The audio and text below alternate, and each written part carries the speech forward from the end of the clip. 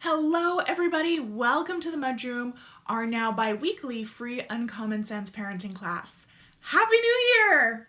I know we're already into February, but I took a much needed content creation break for the last 2 months, and I'm feeling just a little bit more refreshed now.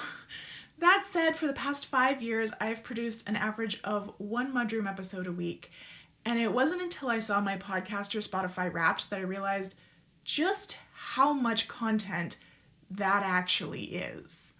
According to Spotify, I produced more content than 91% of other parenting podcasters last year. So no wonder I was burning out. Add to that the MudRoom was never actually really meant to be a podcast originally. It was a Facebook Live show. And I really enjoyed that format because it allowed me to talk with my parenting posse members, which I found really easy to do. And then we edited that audio into a podcast format. But 5 years ago, Facebook Live was all the rage, and now it's just not. Nobody watches them. So over the years, it evolved from a live conversation to me giving this 15-minute lecture every week, which, I'll be honest, is not really fun for me anymore. I hate writing. I hate talking to hear my own voice, which isn't to say that I don't enjoy producing the MudRoom, just that the way it evolved, it's become more of a chore as time has gone on. So, to that end, we're changing things up around here. The MudRoom will now come out twice a month, the second and fourth week of every month. The first episode every month is going to just be me, as it's always been. We're going to be talking about various parenting topics. The second episode is going to be an interview. Me chatting with various child development professionals and parents, and hopefully giving you a new perspective on some of these topics that I've discussed in the past. So that's the down low. If there's someone that you would love to hear me interview, please tell me. You can DM me on Instagram. My handle is @parentingposse, or shoot me an email at alana@alanarobinson.com, because I want to make sure that this is as useful for you as humanly possible. Okay, before we get into today's topic, allow me to introduce myself for any newcomers. My name's Alana Robinson, and I'm a parenting coach for parents of toddlers, preschoolers, and kindergartners. I help you understand why your children are misbehaving and how to fix it without stickers, counting to 3, or losing your shit. I'm your host here on the MudRoom. I also host the Parenting Posse Facebook group, and I'm the creator of the Parentability program, where I help you raise well-behaved kids who listen. While you're here, don't forget to like, subscribe, rate whatever the platform you're consuming this on allows you to do, as that helps us reach more parents who need support. All right, enough administrative stuff. Let's get into the goods. We're starting this year off with some tools for you, more specifically apps. Personally, I don't like a whole lot of parenting stuff. Most of the time, I find it overwhelming and cumbersome and honestly more trouble than it's worth. And in a lot of cases, the tools don't actually meet the goal that they're designed for. Behavior charts come to mind. That said, there are some tools and some apps that you can pry from my cold, dead hands. These are apps that I've used for years and have made behavior management much easier for me and for my clients. Before I introduce you to these, though, I want to note that this episode isn't sponsored by anyone. I've purchased all of these apps multiple times and on multiple platforms with my own money. The first is the Time Timer app. If you've been listening for a while, you know what a time timer is. However, if you're new, a time timer is a brand of visual timer that makes the passing of time concrete for children. It shows them how long they have to wait in a way that makes sense to them. When you set a physical visual timer, there's a colored disc that comes out and slowly disappears as the time passes. And the Time Timer app takes that concept and it puts it in an app. I find this really helpful for when I'm out and about with my kids and there's a holdup. We have to stand in lines. We used this a lot when we went to Disney World in November. I would check the line time estimation and then I would adjust the timer so that my kids could see how long they had left to wait. Or they have to wait to take a turn. Or leaving. I use this a lot to show my kids how long they have on like a trampoline or at the park so that they can see when it's time to give somebody else a turn or to leave. I love time timers because they naturally work with a child's developmental logical fallacy that big is more. A bigger surface area of color means more time. A smaller surface area of color means less. It makes sense to their brain. And one of the bonuses of the app in particular is that you can have multiple timers. You can even save timers that you use frequently. I have a 5-minute warning timer saved on my phone, so I just have to hit it and off it goes. I have a 45-minute timer saved because that's the length of my younger son's swimming lessons, and my older son hates having to wait around for his younger brother to be done. So instead of answering, "Is he done yet?" over and over and over and over, I use the timer so that he can see it. You can also change the colors of the timers. And you can choose between an entire clock face, like you would have with a physical timer, or you can choose what they call full circle mode, where no matter what length of time you choose, it always starts as a full circle, and the circle disappears faster or slower based on how long the timer is set for. If you set it for 5 minutes, it diminishes over 5 minutes. If you set it for 2 hours, that same circle takes 2 hours to disappear.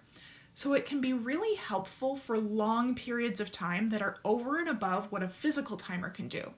And it's available on iOS and Android. Second is an app called First and Then. This is a digital first then board maker, and I find it really helpful for making unpredictable situations predictable for young kids. You know, sometimes you're out and about and something unexpected comes up. Often with little kids, it's something they either really want to do or something they really don't want to do. Like, take one more slide and then we have to get in the car.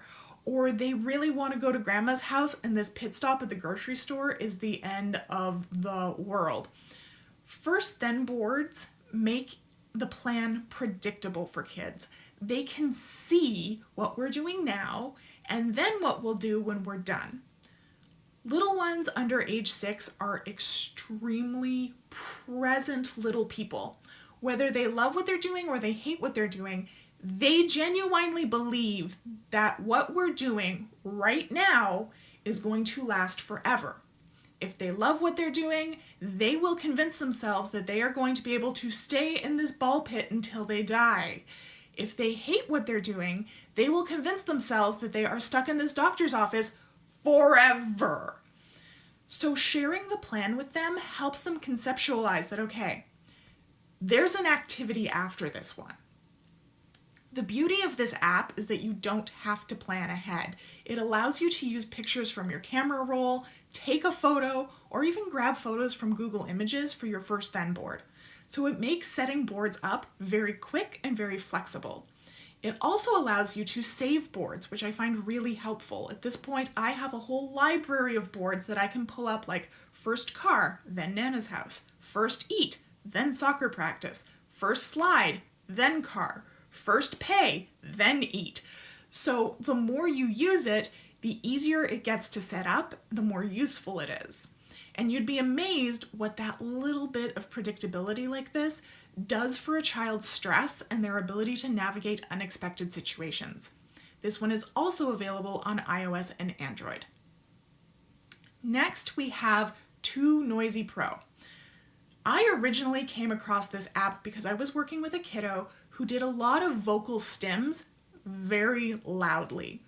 And while it was fine when he was at home, once he started kindergarten, it became quite disruptive.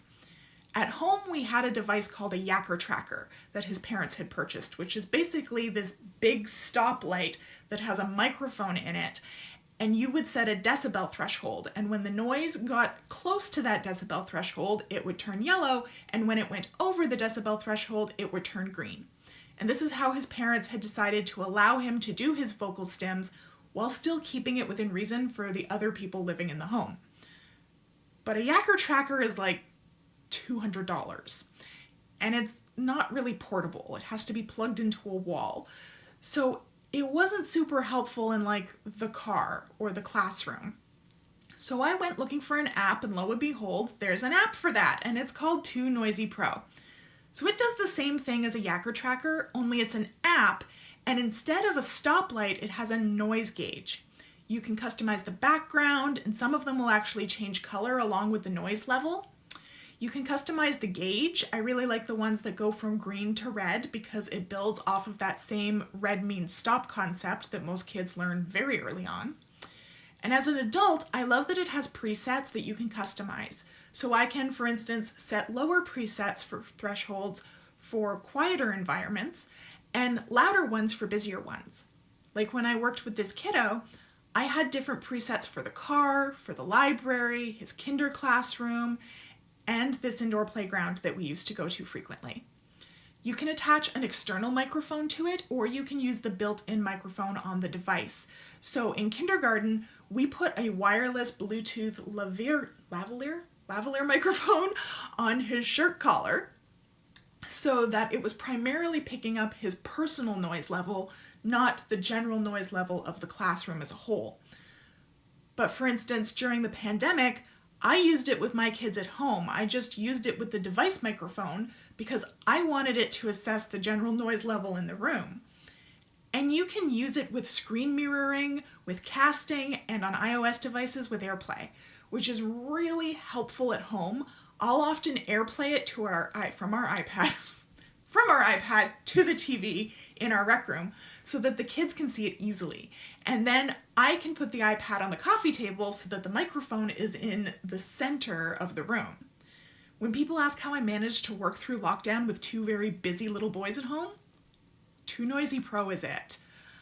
I set up a preset for the noise level while I was in meetings, and I put it on the TV, and I put the device on the coffee table, and with a little bit of practice, they were able to keep it in the green. This one is also available on iOS and on Android. My final can't live without it app is actually a web app, meaning you don't download it on your device, you access it on the internet, but it's designed to work on tablets, and that's Lesson Picks. Lesson Picks helps you create printable visuals in record time. All you have to do is search their vast library of images and then tell it what format you want those images in, and it spits out a PDF that you can print and use right away. All the visuals that I create for Parentability use Lesson Picks. You've heard me talk about visual schedules, first then boards, choice boards. I have several episodes on visuals. You can create all of them with just a few clicks in Lesson Picks. My personal favorite format in Lesson Picks is the flap schedule because it takes your images and it formats them so that all you have to do is cut down the dotted lines for perfectly aligned flaps, throw some Velcro dots on it so that they can hold the flaps closed, and then when a task is complete, you just close the little flap and you've created an interactive checklist for your children to follow and check tasks off as they complete them. I love this format for getting ready for school checklists, for getting dressed checklists. We have one near our front door with everything that my kids need to leave the house every day on it so I don't have to nag them and they don't forget anything. It is truly life-changing. Before Lesson Picks, I had to use a program called Boardmaker that came on multiple CD-ROMs. Remember those? Aging myself here. And it was so slow, but also really expensive. Boardmaker was really designed for schools and institutions, so a copy ran like $400.